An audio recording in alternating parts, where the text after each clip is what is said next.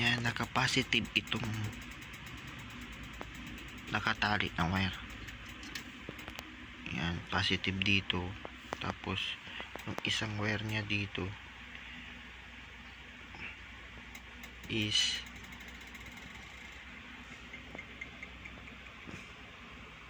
pa-negative siya. Yan. Positive, negative. Okay. Yan. Bali, ang nakakunik dito sa may tali is positive. Yan. Positive.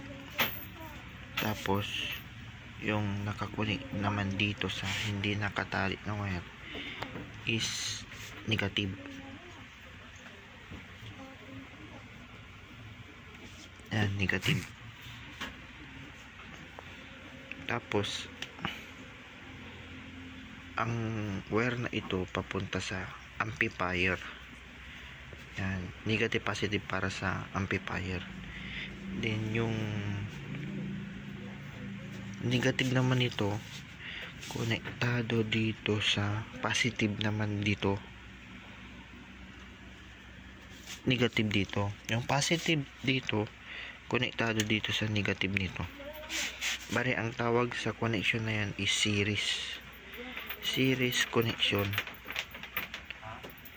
Yan. Siniris natin siya kasi itong speaker natin dual voice call siya. Ito tas dito